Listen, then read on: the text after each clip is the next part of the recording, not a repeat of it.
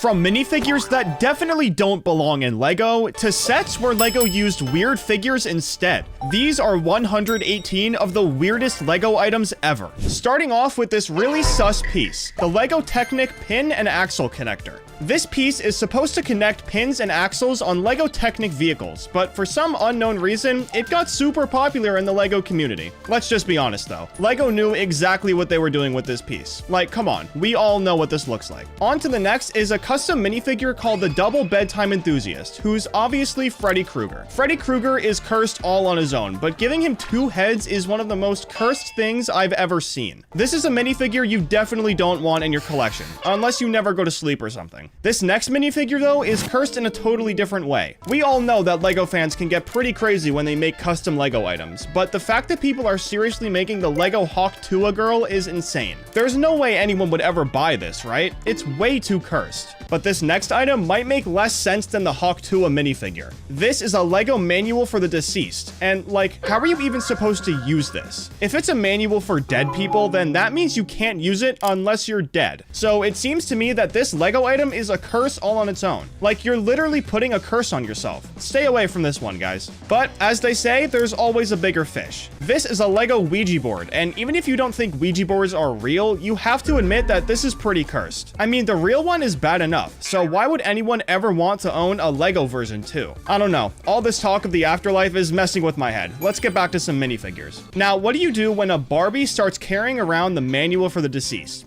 Well, you get a Barbie. Even though this thing looks cursed, I have to say, it takes a really creative mind to design and make something like this. Even though they only changed 1 letter, they made it sound so funny. Back to the weird, cursed, and unexplainable minifigures. Here we have a guy. Well, a tube guy called Butcher. His body is in the shape of a tube, like those waving balloons you see outside car dealerships. That's cursed itself, but what makes it even worse is its design. His arms are labeled as his feet, but he's also made of ham, bacon, and a bunch of other weird stuff. Who even thought to do this? Next up, we've got a thing. Yes, a thing, because I really don't know what else to call it. On the left, we've got a minifig that's holding a Molotov with a whiskey label, and on the right, we've got a creature whose torso is a minifigure head with snail eyes and spider legs. I can't even tell what's going on here. This is way too much for my head. Speaking of heads though, this one's for all the old heads. Take a look at this Eazy-E minifigure. Now, before you get all upset, this minifigure isn't really that cursed, but come on. Did he have to be holding a bottle of 800? That's so unnecessary. If you guys are enjoying this video, be sure to subscribe. I post LEGO videos every single week.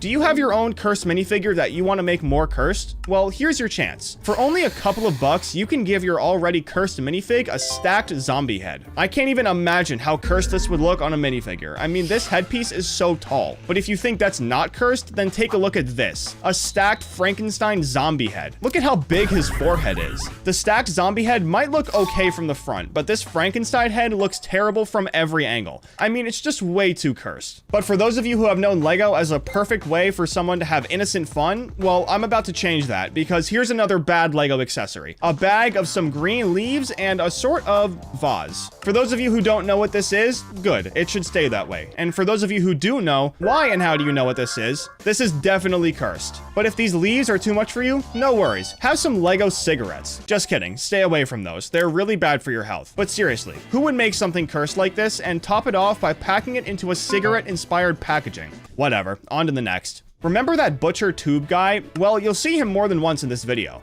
Here we have another tube guy who's only wearing underwear. The more you stare at him, the more cursed he gets. I mean, who makes these? Actually, no. Who buys or even considers buying these? Honestly though, we need a break from all these weird minifigures and accessories. So let me show you something that's really cursed. A WWE SmackDown set. Now, don't get me wrong. I like the idea, and I think it's really good for WWE fans, but the way it's made is just super weird. Take a look at these minifigures. They look nothing like actual LEGO minifigures, but the set was made by LEGO. Straight cursed. But this next thing might be worse. Here's a LEGO head with pink hair on the entire thing. It's basically just a bigger minifigure head that's furry. So if you take a pink body and stack this head on it, you'll basically get the most cursed minifigure ever. Like, just imagine a giant pink furry minifigure sitting in front of you. Yeah, that definitely proves it. This thing is 100% cursed. But could you ever imagine Nickelodeon making a cursed LEGO item? Nickelodeon is a big company with a lot of money, and I could never imagine them making a cursed LEGO set. But they did. This is the SpongeBob building house, and it may not look look bad at first, but the longer you look at it, the worse it gets. One thing that makes this set cursed is SpongeBob himself. Just look at him with those wide shoulders. But it gets worse. You can actually make him go blind. His eyes can literally pop out, and you'll be left with an eyeless SpongeBob that looks like he came straight from a horror movie. If that isn't cursed, then I don't know what is. Let's get back to some cursed minifigs though. Now, to be honest, I can't decide if this next one is cursed or not, but it's at least weird. This minifig is called Sunscreen Enthusiast, and it's basically a guy in his swim trunks who forgot to use sunscreen and got some super gnarly tan lines. See what I mean now? Like, this minifigure isn't that bad, but it's definitely towing the line between cursed and weird. Before we move on to the next item though, I just have to apologize. This might ruin your favorite video game. This is a knockoff Lego Minecraft set with probably the worst name ever, My World. The more you look at it, the worse it gets. Like, look at this charged creeper minifigure.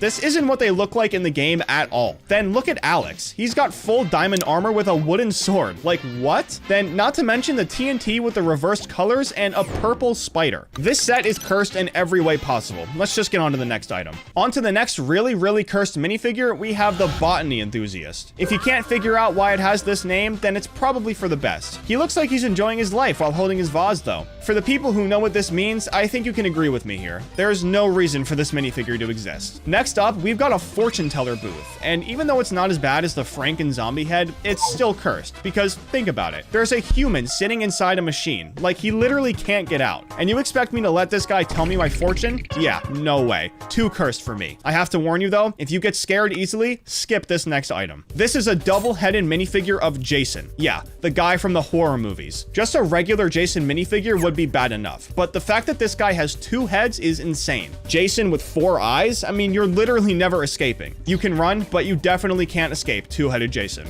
There might be something wrong with me though, because this next minifigure scares me even more than 2-headed Jason. Check out this tube clown minifigure. I don't know about you guys, but clowns are by far the scariest thing ever. For that reason alone, I have no choice but to call this thing cursed. I don't know what it is, but these tube guy minifigures don't want to give me any peace. Here we have another one, but this one is called a weird frog. I don't know if it's because it's green or the way he's staring at me, but I know for sure that he's definitely cursed. Thank God the next one isn't that bad though. It's more weird and ugly. I mean, it does make sense though. I mean, his name is literally Ugly Tall Head. I don't know, and I don't want to know why someone decided to make this, but one thing I do want to know is why someone would buy this, and how would they even use it? Comment down below if you'd buy this thing. I'm genuinely super curious. Believe it or not though, this next item is an actual accessory that really exists. This is a so-called brick pick. Yeah, I'm serious. I don't know who made this or why they'd ever do it, but I mean, come on, this is just insane. Nobody wants to see that, bro. Get it out of here. On to the next item though, I have to warn you, since Christmas is right around the corner, I'm gonna give you 3 seconds to skip, because I really don't want to ruin Christmas for you.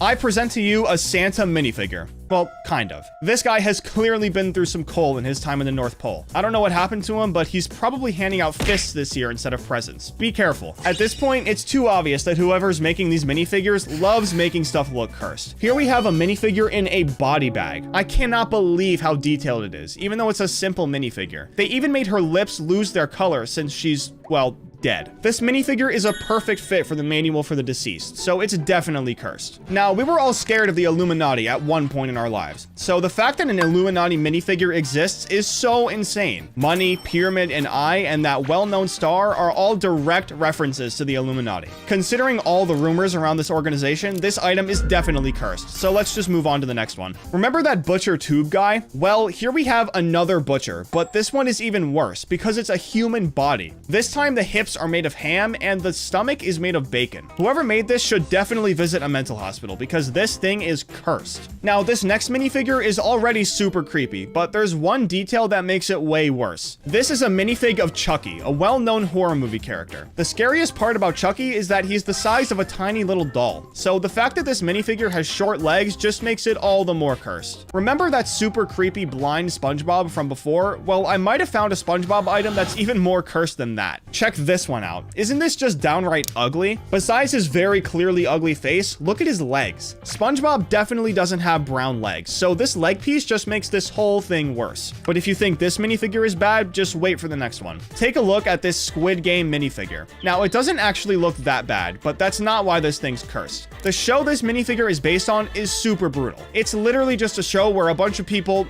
well, you know, The fact that someone made a minifigure based on such a cursed show is crazy. So there's no doubt that this minifigure is cursed. This next one is for all the hockey fans. Have you guys heard of Gritty, the mascot for the Philadelphia Flyers? Well, he's perfect as a mascot, but as a minifigure, he's super cursed. I don't know whose idea it was to combine this guy with a girl in a bikini, but it's super hard to look at. Imagine waking up next to that thing in the morning. That's a real life nightmare. But this next minifigure might be even worse. This is a Chica minifigure. Yeah, the character from Five Nights at Freddy's. I don't even need to say why this thing is cursed. We all know what FNAF is. Last but certainly not least though, this is by far the most cursed Lego item of all time. This is a Diddy minifigure. If you haven't heard what Diddy did, you must live under a rock. But for everyone watching who knows, you know how cursed this minifigure is. I mean, this is just crazy. This Simpsons minifigure was actually available back in 2014, but after Lego Simpsons got discontinued in 2018, people have been making a bunch of fake ones. For that reason alone, they definitely deserve to be banned. But don't worry, I'll talk more about that later on in this video. Instead, I want to talk about cars. Lego is known to have some of the best models of licensed race cars, and their competitors aren't even comparable. This is a car from a company called Hawk Blocks, and this thing is just straight up embarrassing. The spoiler on the back and the 4 randomly placed exhaust pipes remind me of cars I drew when I was like 4 years old. But worse than that are the colors. They're completely random, and it honestly hurts my eyes just to look at them. Another thing that's easy to tell by looking at this picture is the quality of the bricks. They look so cheap that a grown man would probably be able to break one in half. This thing is just all around not good, but it's got nothing on some of the other knockoffs in this video. Up next is a company called Make It Blocks, and if there's anything good to say about them, it's that they at least got the colors right. Sold in Dollar Tree stores, Make It Blocks costs $1.25 for a set of 25 pieces. That's 5 cents a piece, which is still a little expensive considering an authentic piece of Lego costs about 10 cents on average. Design-wise, the battle tank on the left and the fighter jet on the right don't look that bad, but someone actually left a review of these sets and apparently had a lot of trouble putting it together. Some pieces need a lot of force just to put them together, but even then they don't stay in place really well and they don't even stay flush with the rest of the set. But that isn't all. Some pieces are super hard to put together, but others are nearly impossible to take apart. However, there is one upside. These pieces fit perfectly with actual Lego pieces, which in the end makes this knockoff a little less embarrassing, but still pretty bad nonetheless. Up next is a set that's honestly just disappointing. Trust me, after seeing the next one, you'll need to wash your eyes out. This set is called Minecraft's, and if it wasn't obvious enough, it's based on Minecraft. I don't even know what's worse, the name of the manufacturer, the name of the set, or the set itself. The manufacturer is called QS08, which sounds and looks really disturbing somehow. But worst of all is definitely the Pumpkin Man. I can see here that we have a skeleton figure, as well as an Enderman, but what in the world is this figure with a pumpkin face? I've never seen anything like this in Minecraft before, so if you have, let me know what it is down in the comments. Just when you think these knockoffs can't get any worse, you see this. A fire rescue helicopter set made by Bonbow. Design-wise, this set isn't that bad, but the longer you look at it, the more you'll notice how much is actually wrong with it. Let's start with the fact that the sirens on the helicopter are the wrong color. Blue sirens are only used on police vehicles, and since this helicopter is with the fire department, they really don't belong here. That's a little nerdy though, so why don't we look at something more obvious? These minifigures are just awful.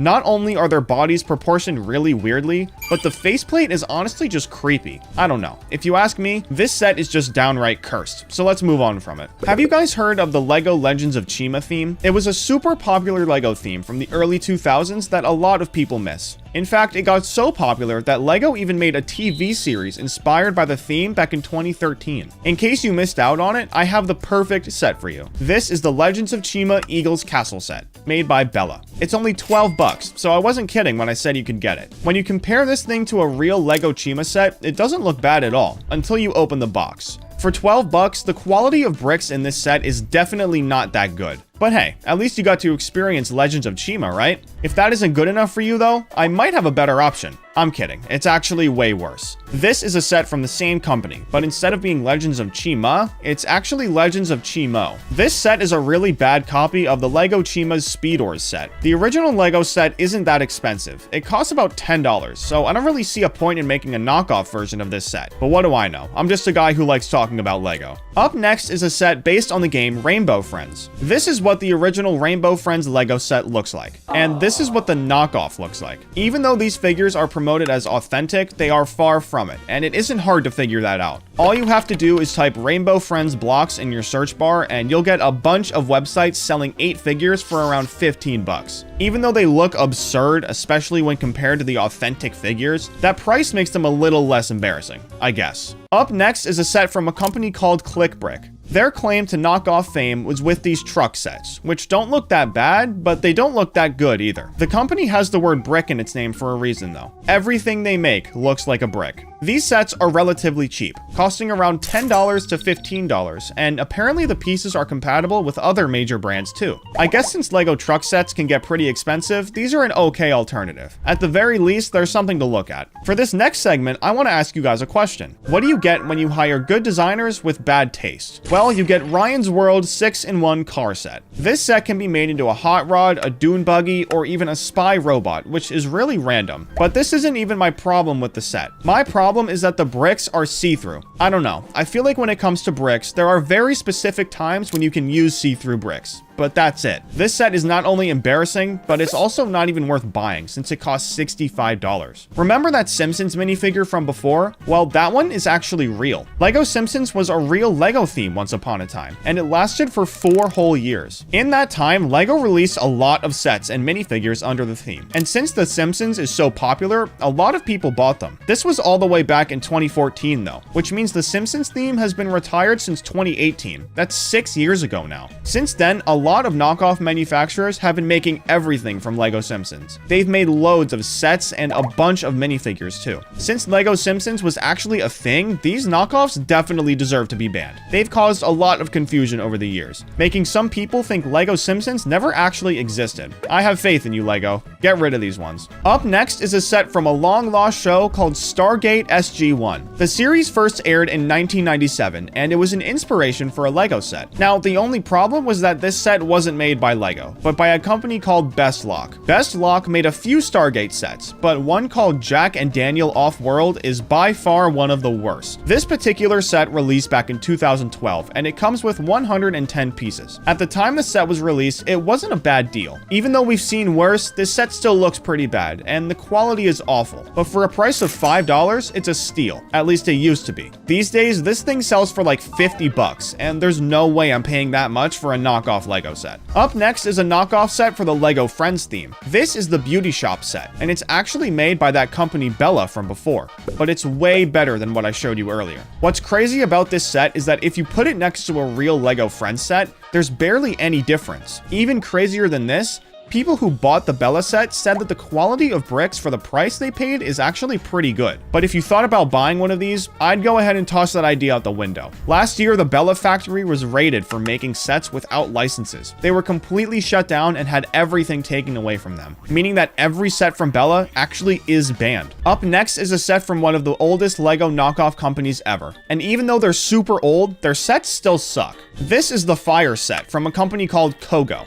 The set features a firefighter putting out the fire on a burning porta potty, but this guy isn't your ordinary firefighter. Instead of a fire truck, he's driving a motorcycle, which means he had to carry the hose all on his own. Overall, the set looks pretty bad, but considering it costs less than $4, I guess it's not that bad. This next company, though, might make even worse sets than Kogo. I don't really know what I was expecting, though. Their slogan is literally build a lot, pay a little. This is their 3-in-1 multi-pack set, featuring 3 emergency vehicles, one for police, one for firefighters, and one for the military. The police one looks the worst out of the 3, but the military one actually looks pretty dope. According to one reviewer, the pieces don't feel as cheap as he expected, but they don't click together easily and the colors don't match. You can find these things at Dollar Tree if you're really fiending for some knockoff Lego. Up next is probably one of the best looking knockoff minifigures on the market right now. This is a Lego Luffy minifigure from the hit anime One Piece. One Piece has been around for over 20 years, but Lego hasn't collabed with them yet, so this thing is definitely fake. For the price though, it actually looks really good. You can pick this thing up for $5 over at Dell's Bricks, so if you're a One Piece fan and want to add some Lego to your collection, this guy is perfect. This next knockoff though is seriously one of the worst in this video. Just look at this. This is what official LEGO minions look like. And then this is how their knockoffs look. Are you serious right now? This figure is made by a company called Jin Run, and unfortunately, this isn't the only minion minifigure they've made. There's more of them. They don't even have the minion's body. Like, what's the point? And the fact that you can only buy them on AliExpress makes this whole situation worse. This is one of those knockoffs that you can't help but laugh at. Like, literally, what is this stuff? Not every knockoff is that bad though, especially when they're making stuff for LEGO Star Wars. These are Luke Skywalker and Obi-Wan Kenobi minifigures from a company called Bomb Bomb, and at first glance, I couldn't even tell these were fake. Now, obviously the packaging is a dead giveaway, but the minifigures themselves actually look really good. The hair pieces, face plates, and even the hands all look super accurate. What really tied this together though were the blasters. If those don't look like actual LEGO Star Wars blasters, then nothing does. I mean, they're literally perfect. Honestly though, these minifigures deserve to be banned. We can't have fakes this good running around on the LEGO market. Where there are good knockoff minifigures though, there will also be bad ones. Here we have 3 minifigs. Each of them were made by a different company, and all of these companies have a really weird name. The first one is LEGO, like Lego with an A, JLB, and LEBQ. The LEGO figure features Wolverine, and on the package it looks pretty good, but this is what you actually get. Not so great. JLB is the worst of all though. On the package, we have a picture of Anna from Frozen, but if we zoom in on the bottom left corner, we can see what's waiting for us when we open the package. I don't know if this is more funny or embarrassing. But lastly, LEBQ made a knockoff minifigure of Honey Lemon, and honestly, it's just awful. Once again, if we zoom in on the package, we get to see what she actually looks like. I don't know what it is with these knockoff companies, but packaging isn't everything, guys. The actual product needs to be good too. After those 3 minifigures, we need something a little better. So I present to you Lepin, one of the best LEGO Star Wars manufacturers ever. It's known for 2 things: decent quality and amazing prices. For example, Lepin's Star Wars Millennium Falcon costs about $150, while LEGO's authentic Millennium Falcon costs a whopping $850. Lepin's set for the given price looks good enough. It's nowhere near as detailed as the one from LEGO, but then again, what do you expect for $150? If you were to put these 2 next to each other, you would see a huge difference and think that Lepin's Millennium Falcon shouldn't exist. But if you're on a budget, this thing is really good. After going over a decent set, it's time to get back to those that make your eyes burn. Here we have Spider-Man on a bike, and the set is called Street King, made by a company called Brick. Yeah, it's literally just Brick. I bet the owner of this company brags all the time that they got a good name and all the other companies didn't. But that changes nothing, because this set proves that his company shouldn't exist at all. First of all, why would Spider-Man need a motorbike when he can swing in between skyscrapers? Second of all, does the packaging really need to say handsome appearance? I mean, come on guys, out of every word in the English language, you pick those 2? But third and worst of all, this thing is just flat out ugly. You'd think with a name like Brick, the company would at least be able to make some good sets, but I guess not everything is meant to be. Especially when it comes to wrestling. If you're a fan of WWE, close your eyes for a second. Here we have a well-known ringside WWE set, and at first glance, it seems pretty cool, but the more you look at it, the more embarrassed you feel. The ring and the arena itself look pretty good, but then you look at the figures and you just get disappointed. I mean, they look like Roblox characters. They tried to save it a little bit with the add-ons around the arena, but they only made things worse. John Cena's garage on the right and the figure on the left explaining human evolution are pretty concerning. Even with all of this though, to be honest, the set still looks pretty good. I couldn't find any reviews and I doubt the quality is that good, but that doesn't change how it looks. And in the end, that's what matters most with anything LEGO. Up next is probably the most embarrassing knockoff in this whole video. This set was made by a company called May Lego, and in all honesty, these guys have no idea what they're doing. The name of this set is Superhero 2 Age of Ultron, but if you stop and think for a second, you might realize something. Superman is in this set, a hero from DC, and Age of Ultron is a movie from Marvel. These guys got their superhero universes completely mixed up. That's embarrassing enough on its own, but the fact that they put Superman, a guy who can literally fly, on a motorbike might be even worse. Up next, we have another abomination. I don't know why, but every time I see The Simpsons in 3D, they look super weird to me. Even the original LEGO Simpsons minifigures look awful in 3D. But when I saw this knockoff, I somehow started liking the LEGO ones. They're made by JLB, the same company that made the Anna Disney Princess knockoff from before. That alone speaks for itself, so let's move on to the next item. Last but certainly not least next on my list, I present to you one of the most cursed LEGO knockoffs in all of creation, the Donald Duck and Mickey Mouse mecha set.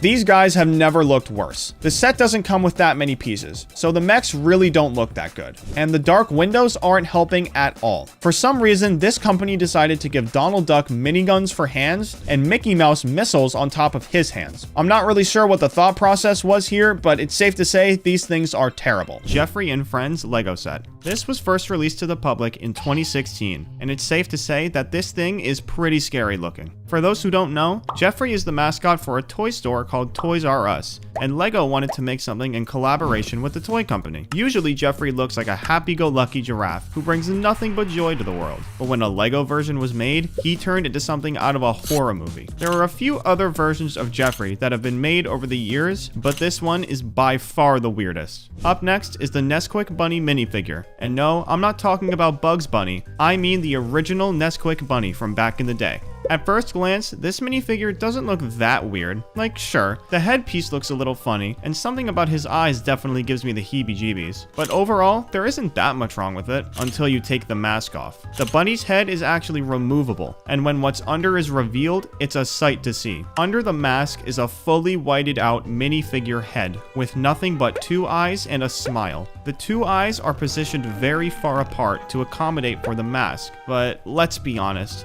we can all agree this was a bad idea. Those eyes are extremely creepy, and when they're together with the smile, it makes everything way worse. Like, why is the smile even there? It's not like you can see it while the bunny mask is on. It almost feels like it was put there as a joke by whoever designed it, and I thought Jeffrey was straight out of a horror movie. Up next, we have a LEGO item that I honestly didn't even know existed before. Now, we all love Legos here, right? Well, have any of you guys ever wished that you could live as an actual Lego in the real world? Well, if you did, now you can.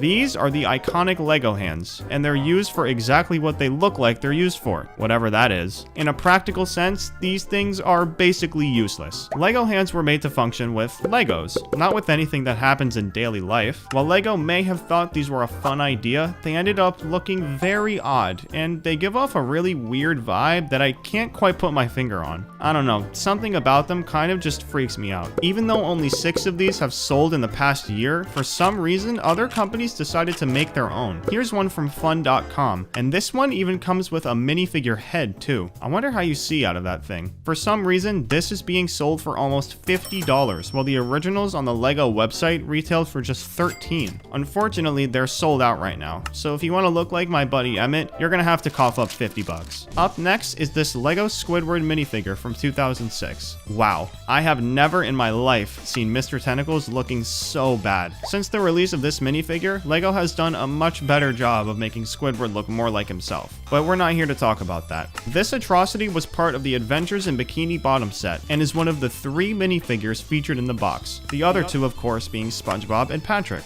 LEGO really dropped the ball on this one, and it's obvious. SpongeBob and Patrick look pretty much fine considering the time period these were launched, but Squidward really does just look awful. He really didn't deserve that after all SpongeBob and Patrick put him through. Come on, LEGO. Up next is Chili the Horse from the Camping Trip set. This LEGO set is pretty old, so odds are you haven't met my friend Chili over here. But let me tell you, she is one of the most terrifying things I think I've ever seen. I mean, why would LEGO make a horse in the first place, let alone one that looks so realistic? LEGO has been able to make horses that look somewhat normal since Chili first saw the light of day, but unfortunately, they just couldn't make it work 25 years ago. Up next is one of the cutest little guys ever from the Star Wars franchise. These are called Porgs, and they were first seen in Episode 7, The Return of the Jedi. Star Wars fans immediately took a liking to them, so of course, LEGO had to add them to their collection. I hate to say it, but they didn't do a very good job. The set they decided to release was this, and for a set solely dedicated to Porgs, LEGO really should have done a better job. And it's not like they haven't before. This style of LEGO set has become very popular over the years. Like this one. LEGO did an incredible job recreating a helmet from the most iconic bounty hunter in the series. Or this one.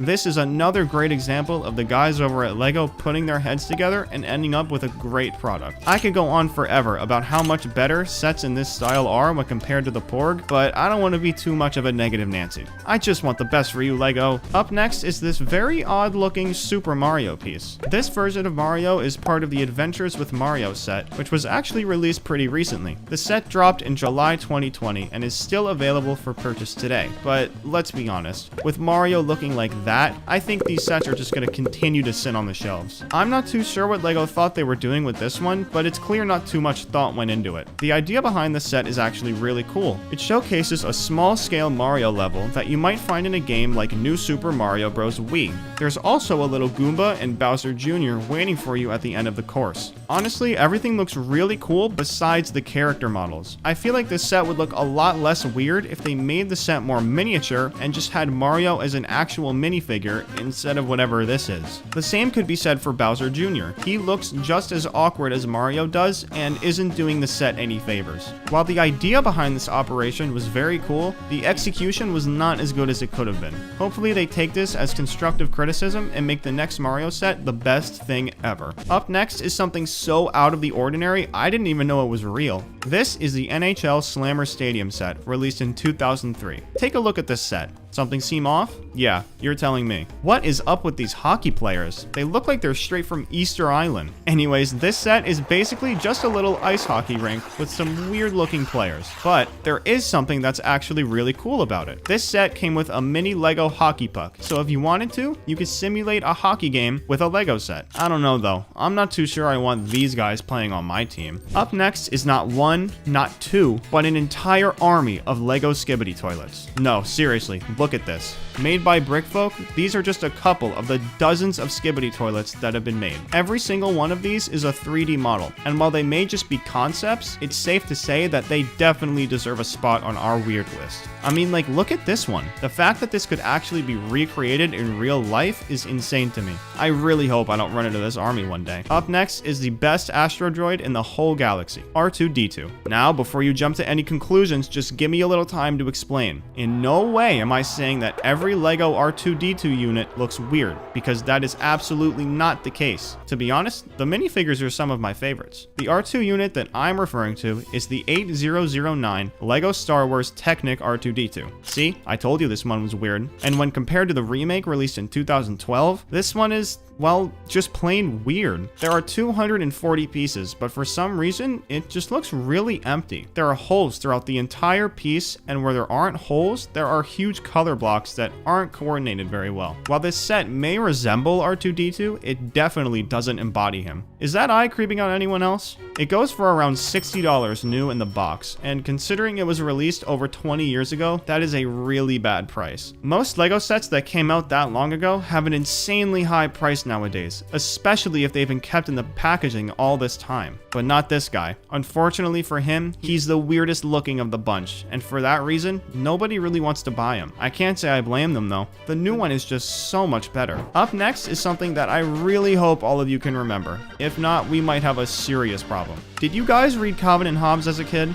Well, little did I know, they actually collabed with Lego at one point and had their own sets made. Look at these guys. Aren't they so cool? Kidding, guys. Kidding. Lego, how could you do this to the best kid-tiger duo of all time? Calvin and Hobbes was the best thing ever to me when I was younger, and for one of my favorite toy companies to go and do this to them, I don't even know how to react. This set is part of the Brickheads theme, which has a history of making some very odd-looking sets. It seems like the goal of the Brickheads theme is to achieve this look, but I feel like they just end up looking bad as opposed to unique. Like, take a look at these. Darth Vader, Goofy, Sonic. They all look super weird. Listen, all I know is that Lego has a really good thing going on with minifigures, so maybe they should just stick to that. And don't even get me started on what they did to my guy Yoda. This isn't a part of the Brickheads theme, but I think we can all agree he is not looking too good here. Why is he looking at me like that? Up next, let's look into the Lego NBA theme. Lego has been making basketball items for a long time now, with the first being the Penn basketball back in 2001. In 2002, they decided to start releasing actual sets for the basketball basketball line, so of course they had to have some minifigures in there. However, this proved to be a little difficult for them to pull off. Here's a picture of one of the minifigures from 2002. See anything wrong? Well, I sure do. This guy's face is completely messed up. These minifigures were made in honor of some of the best basketball players of that era, but for some reason, LEGO thought it would be a good idea to just add facial features right onto the head of the minifigures. They already had enough going with the number and the jersey name, but for some reason, I guess they wanted to do this too. When changing the facial features on a minifigure, it only really works when you completely change the headpiece that's being put onto the actual minifigure's body. For example, Squidward. Notice how they made his head look how it's supposed to instead of just slapping his face onto a regular old minifigure head? They made this mistake with literally every basketball minifigure from that time period. Take a look. We got Allen Iverson, Antoine Walker, Allen Houston, Chris Webber, Jason Kidd. They even did it to the default basketball minifigures. I guess maybe they were trying to change their style to see what people would like? I don't know, but I have to give it to them. These minifigures are pretty popular, but I can't help but think they're giving me a weird look. Okay, brace yourself, because this next item is really creepy. This is the LEGO Friends Buildable Hedgehog Storage Set, released in 2017, and it is by far one of the weirdest LEGO sets I have ever seen in my life. For starters, let's just take a look at it. This thing is composed of pieces that are in no way capable of making a detailed version of a hedgehog. Secondly, it feels like this thing is literally alive. I don't know why, but LEGO decided to make the eyes look very human. I swear it's looking at me. And then to top it all off, they give it a little pink and blue bow on its head. And I'm sure they were just trying to make it look cute, but for me, it just made it look all the more horrifying. I'm not done yet though. Along with everything I just listed, apparently this set is meant to be able to store something. There is no way that I would be able to trust this hedgehog with any of my belongings. Like, just look at it. You're telling me it wouldn't do something to them? Thankfully, LEGO made up for it and made a hedgehog that actually looks normal. So if you ever wanted a LEGO hedgehog, I'd go with this one if I were you. Last but not least, we have the LEGO System McDonald's restaurant set. This is a tiny 98-piece LEGO set released in 1999 that was meant to replicate a McDonald's drive-thru, coming with 2 minifigures in this cool little car. But let me tell you, this set is just downright weird. Even just based on how the box looks, I'd be uneasy. Like, come on. You're telling me when you roll up to a McDonald's to get your Oreo McFlurry, this is what you want to see? This McDonald's looks straight out of a horror movie, I swear. I would expect the worker to pop out at me if my McDonald's looked like this. Despite being only 98 pieces, the set manages to sell for a whopping $300. That's literally $300 a piece. I don't know who let that happen, but I definitely need to have a word with them. Let's take a look at the LEGO Explore Super Truck. This beast of a LEGO set was released in 2002 and was only available in North America. You could purchase it at your average everyday toy store like Toys R Us or Walmart. The set only had 40 pieces, but it definitely was not small. The base of the truck was huge, and the wheels made it even bigger. It almost feels like it was made to look like one of those colossal dump trucks, which I personally loved as a kid. These massive wheels would later prove to be a serious problem for the Super Truck set though, and had a lot of people worried about the future of LEGO. In 2006, LEGO issued a full recall after 2 children were injured while playing with the truck. It seemed that the big wheels on the truck were detachable, and when unattached, exposed a metal axle, which was a serious puncture hazard for children. In light of this, LEGO offered everyone who bought the Super Truck a $15 refund, even though the retail price was $20. Not nice, LEGO. Their reason for doing this was that the set came with an additional 40 LEGO Duplo blocks and were considered safe for children 18 months and up. Fortunately, LEGO has only ever recalled 3 items, and the last one was over 10 years ago, way back in 2009. So it sounds like they've been doing a pretty good job of keeping their toys safe. The next banned item I'll be talking about is one that you might not expect. So, we've all heard of the famous Mr. Gold minifigure. I mean, he was even in one of our videos a little while ago. Well, what if I told you that Mr. Money over here was actually banned from being manufactured and distributed in the blink of an eye? In case you haven't heard, only 5,000 versions of Mr. Gold were ever made in the history of LEGO. Considering how big of a company LEGO is, 5,000 is barely anything, and there's actually a reason that they had to cap the number there. Since Mr. Gold was made to be rare from the beginning, beginning, LEGO fans took a very big interest in him. Since he was so rare and expensive, not everyone could either afford one or even find one to begin with. This led to people taking drastic measures to do whatever they could to get their hands on one, even if it wasn't made by LEGO themselves. All of a sudden, fake Mr. Gold minifigures started popping up everywhere, and people were buying them without even thinking twice. While some buyers may have known that they were purchasing a fake, most people didn't, and would then take the Mr. Gold they thought was real and try to flip him for an insane amount of profit. They would take the minifigure to stores that buy rare LEGO items, happy as can be, and walk out extremely disappointed.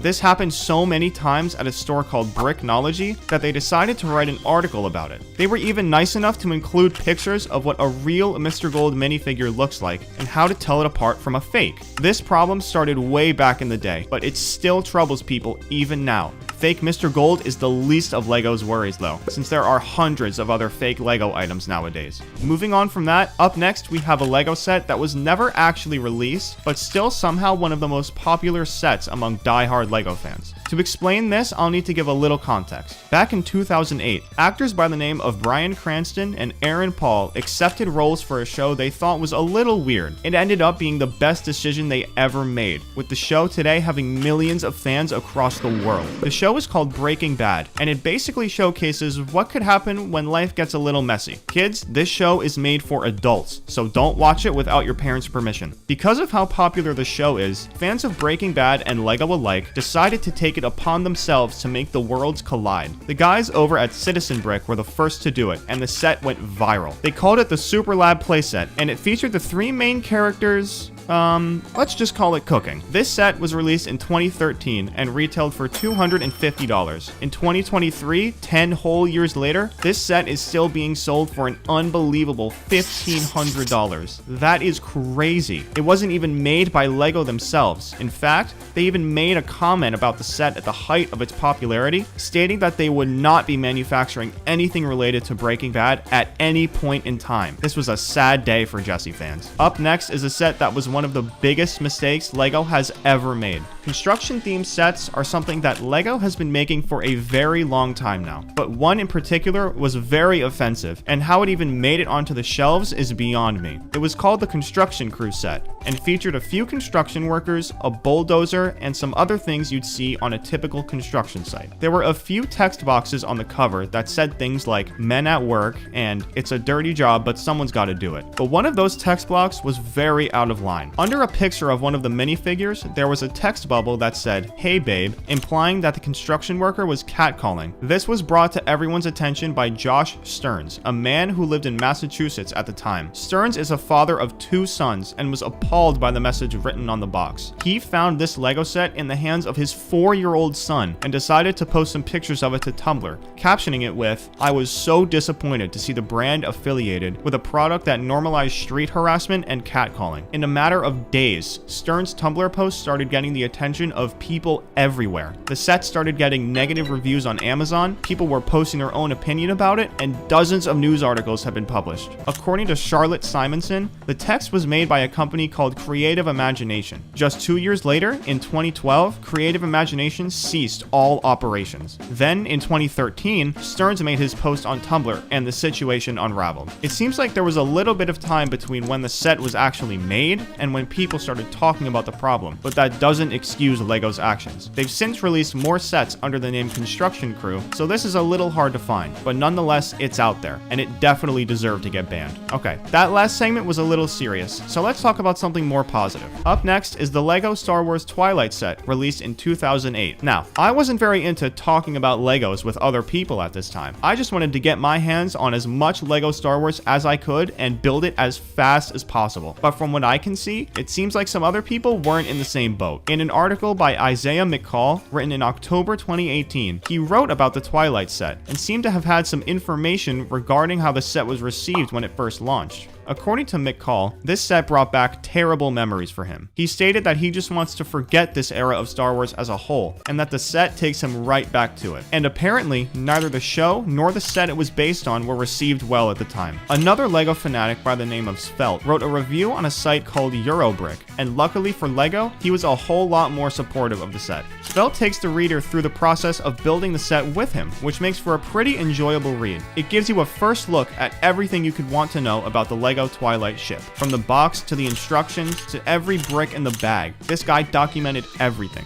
Svelte stated in the beginning of his review that he knows how much everyone dislikes the set, but wants to find out for himself just how bad it really is. He ends the review off by saying that it's not as ugly as everyone's making it out to be, but it's not the prettiest LEGO Star Wars set released in recent years. Unfortunately, not everyone thought of the Twilight ship like he did, and after just 4 months of shelf life, it was retired for good. It basically got run off the shelves for being too ugly. Now, I don't know about you guys, but I personally don't think this set is ugly at all. It perfectly replicates the Twilight ship from the Clone Wars, and that's all I'm here for when it comes to LEGO Star Wars. I just want it to look like how it does on TV. Anyways, up next is another set. The adults had some problems with what LEGO was doing. In 2013, LEGO announced that they would be releasing a small line of Simpsons toys in 2014, and depending on customers' reactions, had the chance to be the next big collab, such as Star Wars or Harry Potter. Almost immediately though, fans started giving their opinions, and they were not happy. Unfortunately, the original forum that was on the LEGO website is gone, but some messages were recorded in an article from Wired. A user with the name SuperFox9738 said that if LEGO were to release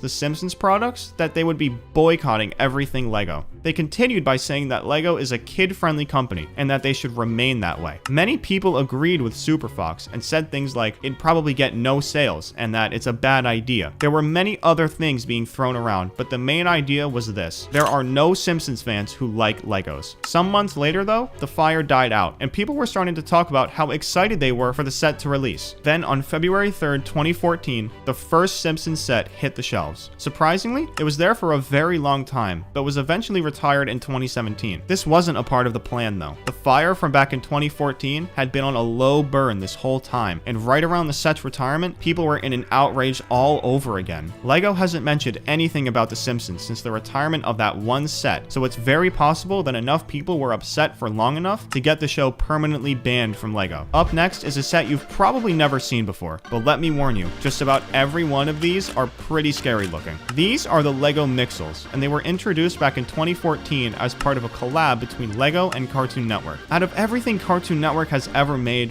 why they decided to use the Mixels does not make any sense to me. Like, look at this one. What is that thing? I mean, they could have done anything. Teen Titans, regular show, Adventure Time, but instead we got this. If you couldn't already tell, the LEGO Mixels got discontinued after about 2 years because of negative feedback, and I'm sure you can see why. But of course, since practically nobody wanted these guys, hardly any sold, making some of them very rare and valuable today, with the most valuable being around $350 when it retailed for just $150. The ones you want to look out for are the Mixels series boxes, specifically 7 and 8. Each box came with 9 individually packaged Mixels, but since not a lot of people wanted these when they were available, they were able to double in value. Regardless, I'm pretty happy these guys got banned. The last thing I want to see in a LEGO store is whatever that thing is. Up next was actually one of the biggest things that's ever happened in LEGO. Over the years, the bricks have collaborated with a lot of different franchises, from movies to TV shows to even IKEA. A lot of companies have teamed up with them, but there was one company that LEGO had been making sets of for a very long time, and in 2014, everything fell apart. That company was Shell. Shell is an oil company that's been around for over 100 years. About 34 years after its initial launch, LEGO and Shell decided to team up, and the first collaboration set ever was released, the Mercedes Shell Tanker. It was just a one-piece set and was released in 1966 for just $2.40. This was the first of many LEGO pieces that would release with Shell branding, but because of corruption within the oil company, LEGO got burned. In 2014, it was revealed that Shell had knowingly been letting oil spill in Nigeria in 2008. The company had been warned about the spill when it happened and proceeded proceeded to do nothing about it for the next 6 years. This was an atrocity that should never have been committed, and because of LEGO's long history with Shell, they got pulled right into the mix. People were beyond upset about the entire situation, and LEGO took it upon themselves to do what was right.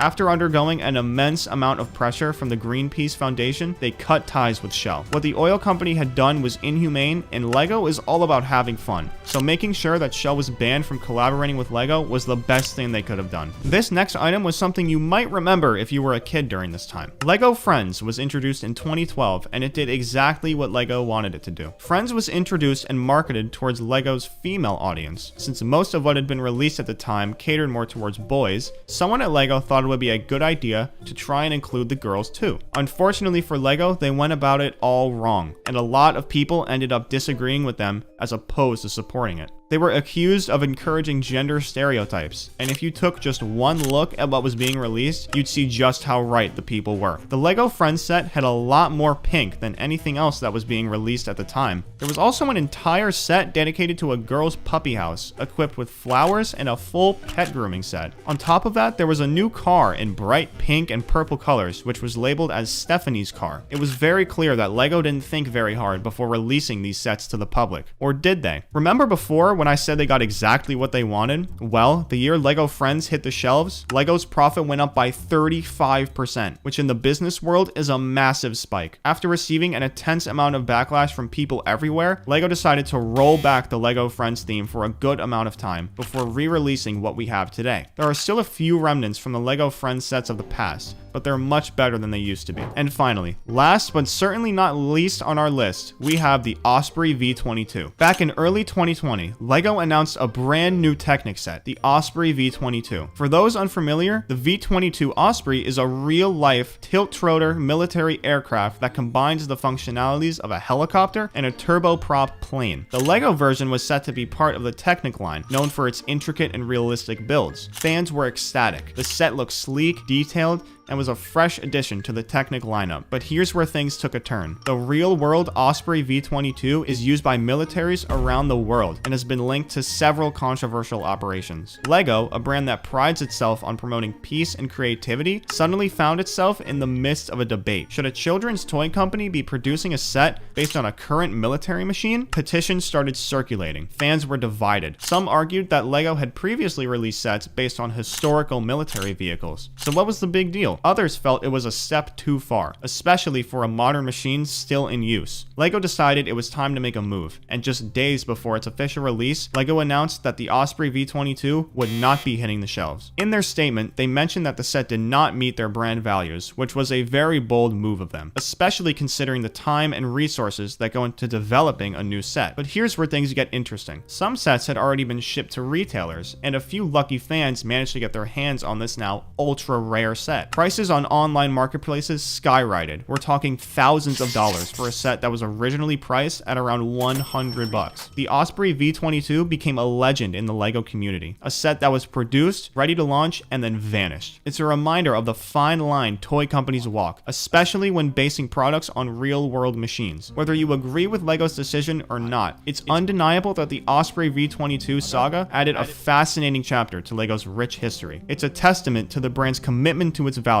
even if it means making tough decisions. And for those lucky few who snagged a set, well, they own a piece of LEGO history that's as controversial as it is rare. This set was introduced in 2013 as a fantasy world inhabited by animal tribes. Despite its visually appealing designs, LEGO quickly realized that they hit the wall with this one, when the theme was struggling to maintain the interest of fans. It even had a TV series, but unfortunately they messed that up as well. The storyline was way too complex for children, and of course we all know children have the attention spans of goldfish. This show resulted in poor sales and ultimately led LEGO to end the production of Legends of Chima. You think that's bad though? Meet LEGO Galador. Galador is often considered to be one of, if not the biggest LEGO failure of all time. Let me explain why this guy had such a rough time. This thing right here is Galador. And yes, I'm calling it a thing because there's no way it deserves to be called a product. It was introduced in 2002 as both a toy and a TV show. And LEGO really can't make anything without turning it into a show, can they? It featured a unique building system with pre-made character parts, which were significantly different from traditional LEGO sets.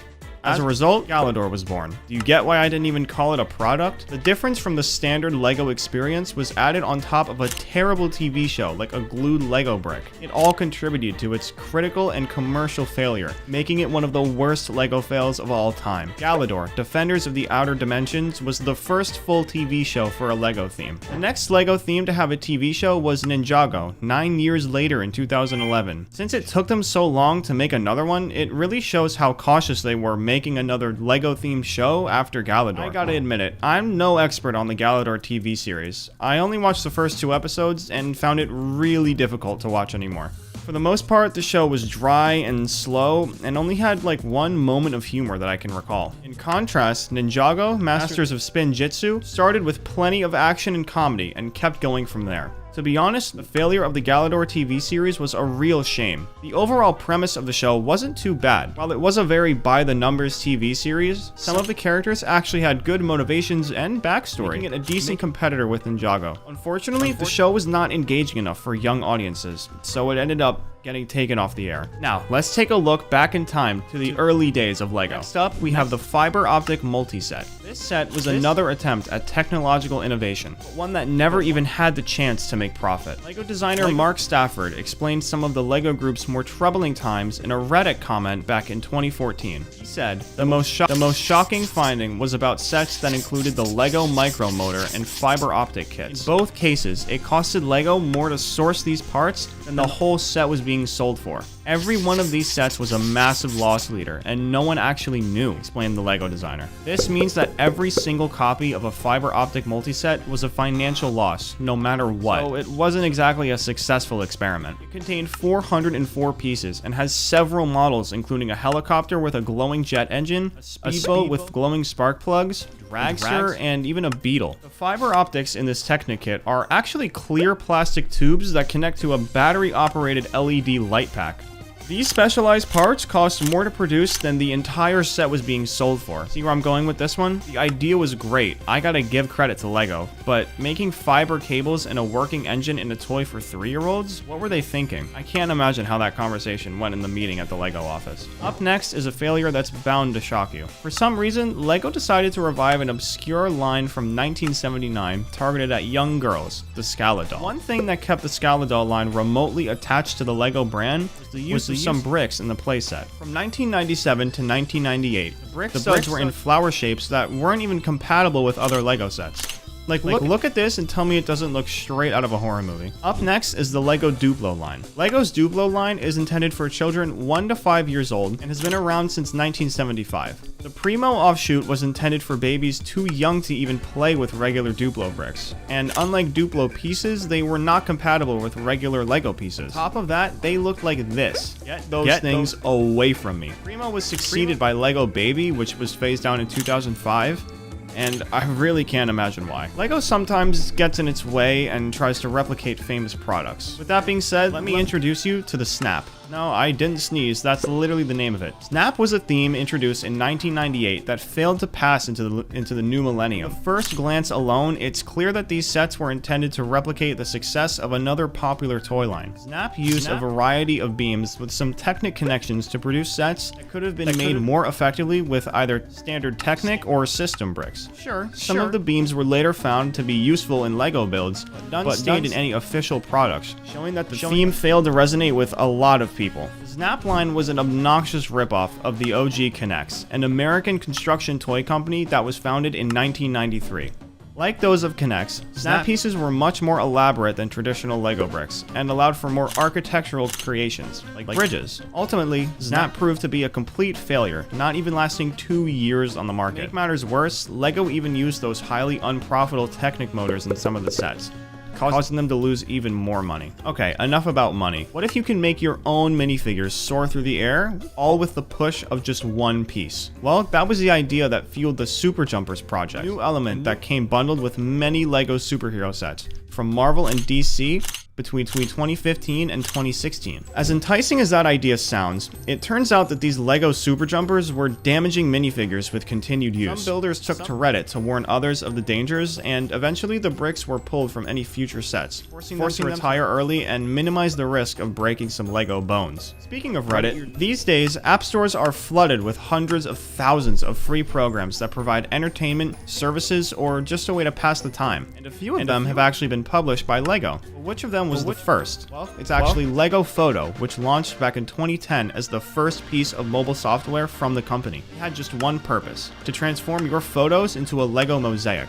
Think of a more rudimentary version of the LEGO Mosaic Maker that we have today. Unfortunately, the results left some people out to dry. It may have been that the technology simply wasn't good enough to detect the finer lines of the photos back in the day. It was extremely pixelated, making it almost impossible to see what you were actually trying to make. What, you don't believe me? If you really want to see what it was like, here's a before and after picture I took with my dog. Yeah, not that great, huh? Next up, we have a LEGO Star Wars project that ultimately just ended up not working out. This great idea was to implement some electronics into a LEGO minifigure and have them hold a lightsaber that could then light up, while being compatible with the standard LEGO bricks. While this looks good on paper, in practice it turns out that there was one glaring issue that no one seemed to catch. What happens when the battery runs out? Well, as some fans discovered, you had to take apart the minifigure yourself with the electronics inside.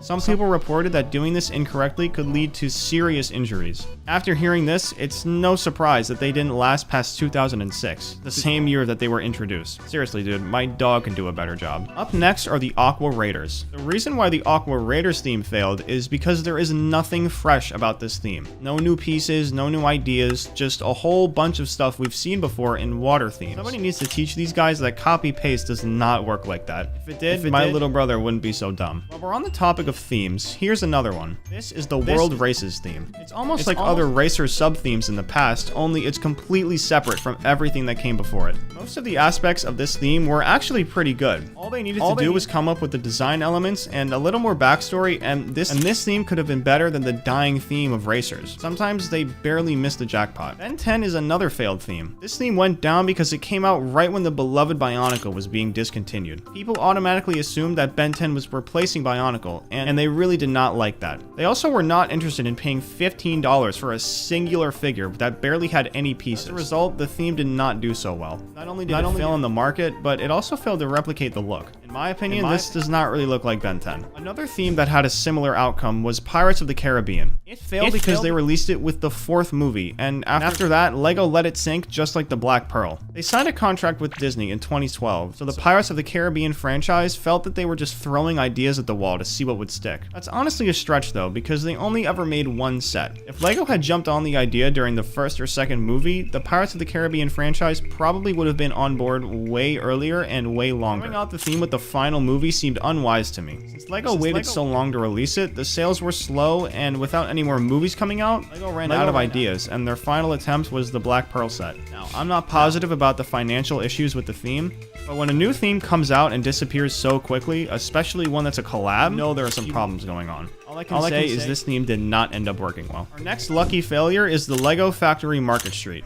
Well, I guess it's not lucky since it's a failure, but you know what I mean. The LEGO Group's Market Street is a massive part of the modular building set and was released in the year 2007. This set is actually really interesting though, because you can combine it using other buildings, including the pet shop, the Palace Cinema, the Grand Emporium, and the Cafe Corner. These could all be used in the creation of a town. The marketplace is one of the most miniature buildings, but it isn't easy to acquire because of the price. These modular buildings are part of the Creator Series. They're large, detailed, and they both merge correctly. All in all, there were about 9 sets, and most of them costed about $150 when they first released. Oh man, and they were doing so well. LEGO, no kid is buying that, and I doubt they'll be able to convince their parents. I guess this set wasn't really a design fail, but more of a financial fail. LEGO really has to step it up. Anyways, have you ever heard of Mr. Bunny? Mr. Bunny is a seasonal LEGO set from 2003 that depicts a lot of bunnies that are honestly just downright sinister.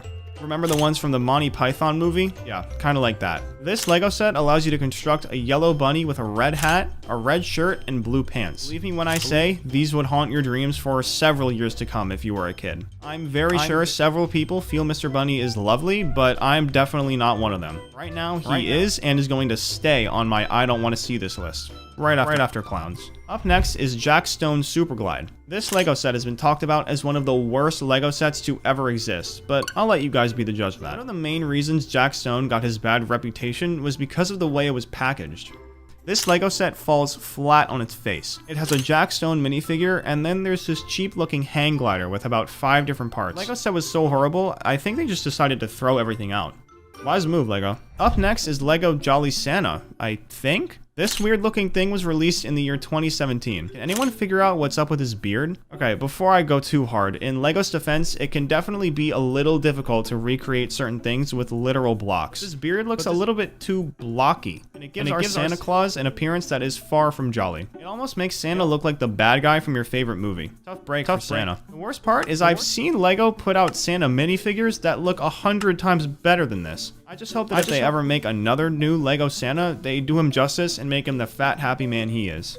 For this last one, we have the Belleville Garden Fun Set. This set features a girl on a swing, so she should be having fun, right? Like several other Belleville sets, the main focus was to make this set a super bright pink. In theory, this set was probably received well. In reality, it's lacking in a lot of departments. Because of this, it really just looks like LEGO was lazy with this one. Even though swings can be a lot of fun, this set fails to resemble that at all. The girl looks like she's not having any fun playing on the swing. It's also pretty obvious that that cat right there is not enjoying itself either. Also, it looks like no one has ever given this girl lessons on how she can actually have fun and be safe on a swing. My parents, especially my mom, would never let me do something like this. Unless, of course, she wasn't around to see it. First, we have Scala, which was pretty much a LEGO Barbie knockoff. This set was actually a reboot of an earlier version that was released in 1979. However, the first version only survived 1 year before getting discontinued, so I guess that the guys over at LEGO decided they would give it a second shot. The set featured the pretty standard offerings for dolls, being different clothes the dolls could be dressed in, and a set where you could play with the dolls. Now, just by looking at it, it's pretty clear why the reboot failed as well. The only thing about this that resembles actual Legos were some random flowers in the set. Other than those few pieces, nothing about this product line actually resembled Lego, meaning that there was very little support for the product, especially since it was pretty clearly knocking off Barbie dolls, a product space that was already dominated by Mattel when the product was rebooted. Next up, we have Galador, another failed Lego product that didn't even really resemble Lego at all. Looking at the Galador sets, you can see how weird the characters look. The only thing they had going for them is that they had interchangeable arms, which is a function I don't really see the value in, but that's besides the point. Other than that, the Galador product line had zero resemblance to any Lego offerings at the time, and ended up failing because of that. That's not to mention that the sets were based off of a TV show that, on its own, already wasn't very popular either. Released in 2002, Galador, Defenders of the Outer Dimension, was the sci-fi show that these figures were based on. But if there was any Lego product that I would say was doomed to fail, it would have to be these ones. Looking back on it, the show only aired for 3 months in total, and only ever showed 24 episodes. Out of those episodes, the show is rated a mere 4 out of 10 by IGN. So with the poor performance of the program these minifigures were based on, and the extremely awkward likeness of the production figures, I'm not really surprised by the fact that this is one of Lego's biggest failures. Some Legos may perform badly in stores, but I don't think many that hit the shelves actually lose the company money. This is the LEGO Technic Fiber Optic Multi-Set. Wow, that's a big name. Anyways, the main selling point of this set is the fact that you can build many different models from the one set of pieces, being a boat, helicopter, car, and so many more. The gimmick with this set is the fiber optic light cables that go across the set. These would actually light up when powered by a battery. However, the issue with it is that these fiber optic lights ended up costing Lego more to manufacture than they could actually sell the entire set for. Obviously, this ended up being a huge issue for Lego because it doesn't take a rocket scientist to realize losing money is not good for a business. This set retailed for about $70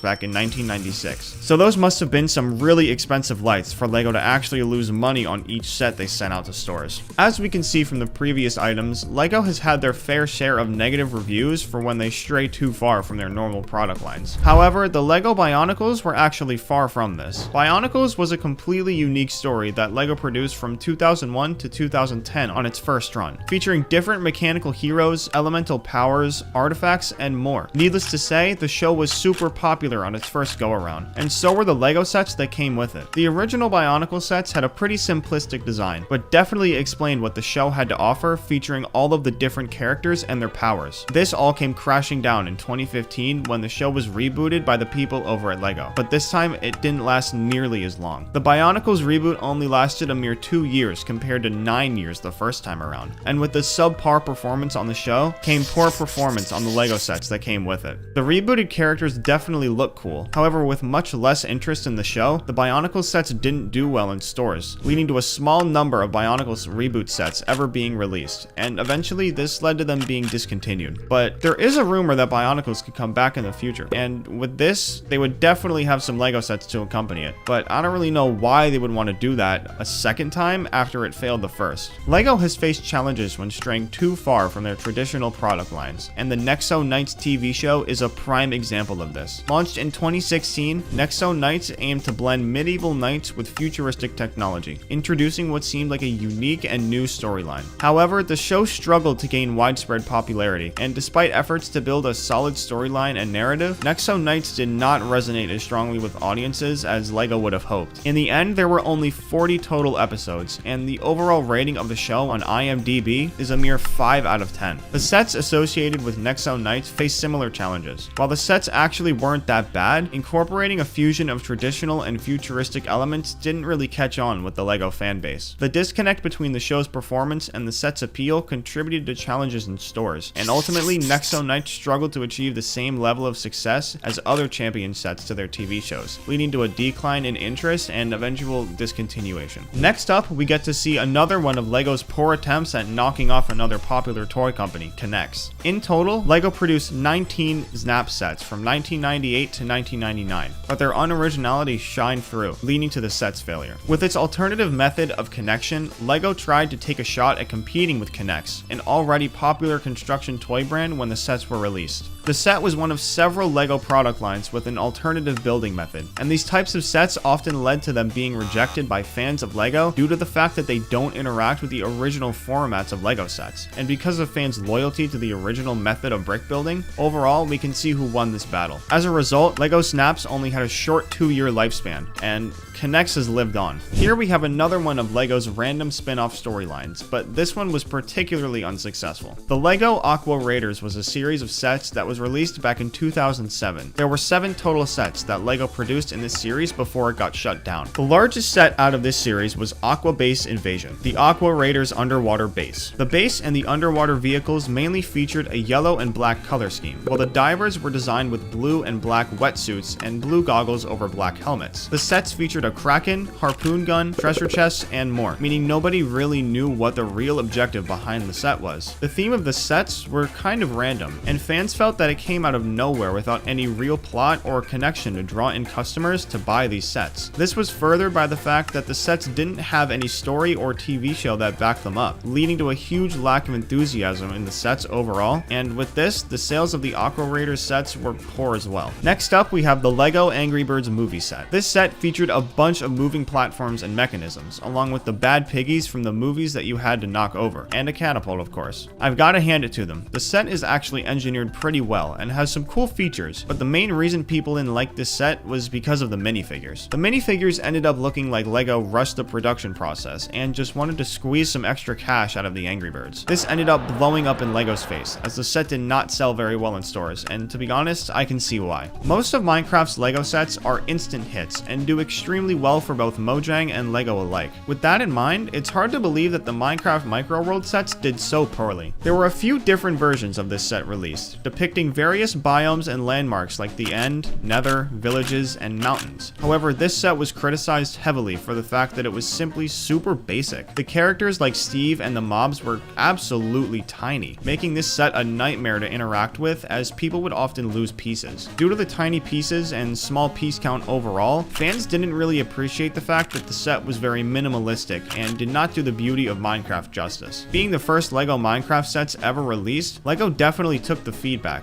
as the Minecraft sets we see nowadays are extremely detailed and are a very solid middle ground between LEGO and Minecraft styles, representing Minecraft in a fun and interactive way with the various characters and biomes that we know and love. Next up, we have the Jack Stone series, and just by looking at it, I think I'm starting to see a common theme with some of these sets. As evident from past instances, LEGO has faced criticism when deviating significantly from its usual product lines. However, the LEGO Jack Stone sets experienced a unique set of challenges. Introduced in 2001, Jack Stone targeted a younger age group with larger, simplified bricks and figures, trying to provide a more accessible building experience for younger kids. The sets featured larger, more simplistic pieces, which limited the creative potential for builders, and although aimed to cater to younger audiences, LEGO may have underestimated the building capabilities of their younger audience, leading to a really unenjoyable experience for fans when building with these sets. This, combined with the deviation from LEGO's classic style, ended up with the Jack Stone series being discontinued after just 25 sets in total. Just like Bionicles, Ben 10 was an extremely popular TV show back in the early 2000s, and their LEGO sets were bound to be pretty popular as well. However, just like some of the previous mentions, LEGO underdelivered when it came to really representing the glory of an awesome show like Ben 10. The theme relied heavily on specialized pieces, designated to replicate the unique monsters that Ben can transform into in the show. This limited the versatility of the sets, a more traditional buildable LEGO set with bricks rather than simply assembling a character. In the grand scope of LEGO's offerings, the Ben 10 sets are remembered for its attempt to bring a popular animated series to the world of LEGO. However, the challenges it faced, including its reliance on specialized pieces, impacted its reception among LEGO enthusiasts, contributing to the product line's eventual discontinuation.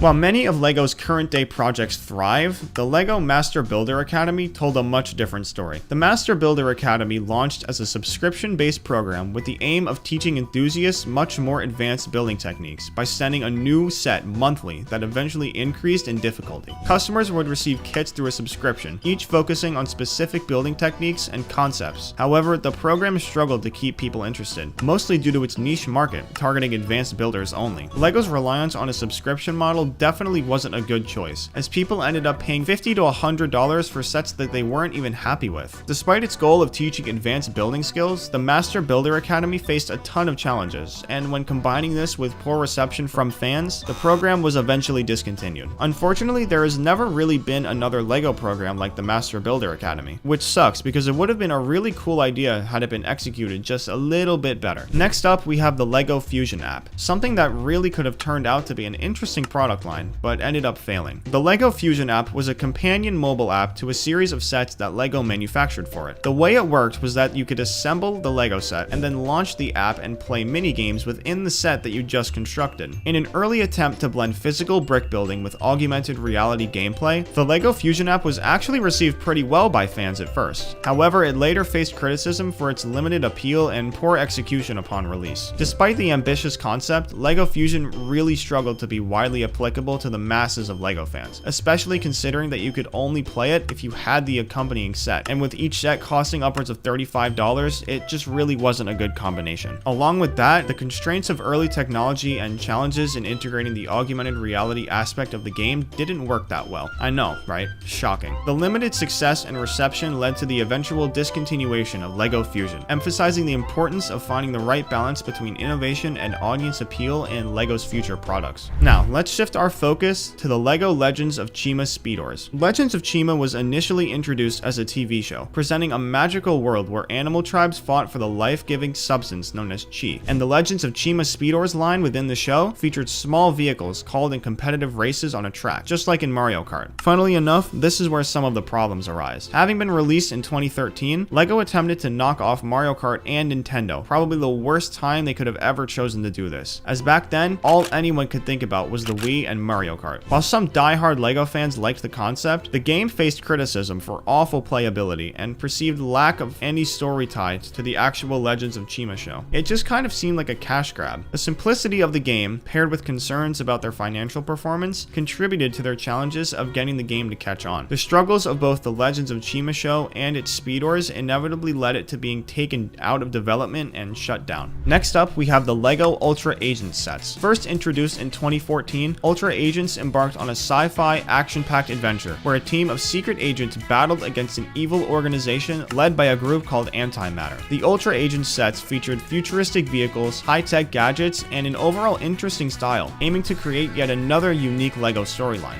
However, the theme faced challenges, particularly in its reliance on specialized pieces. I know, it's a common theme. Some enthusiasts criticized the sets for their limited versatility, taking away from cross-compatibility and creative expression. Additionally, the sets had a relatively short lifespan, running for about 2 years, and its discontinuation was influenced by a combination of things, including competition with other themes and the limitation of the specialized pieces. The struggles of the LEGO Ultra Agents theme highlight the struggles LEGO encounters when they try to go too far away from what fans are used to. Now, let's look at the LEGO Dimensions game, introduced in 2015 as another video game incorporating physical LEGO figures and LEGO sets. It was pretty much a reboot to a previously mentioned LEGO Fusion app, but it was more similar to what Skylanders was at the time. The game featured a unique concept where players could build and interact with physical LEGO character pucks that would then appear in the game. However, LEGO Dimensions faced challenges due to the high cost of expansion packs and growing competition in augmented reality games. Despite the initial excitement, the theme struggled to maintain momentum, and the game was shut down in 2017. The limitations in the game's long-term appeal and the financial problems introduced by the all but required expansion packs contributed to the problems faced by LEGO Dimensions. What was your favorite fail in this video? Let me know down in the comments, and don't forget to subscribe.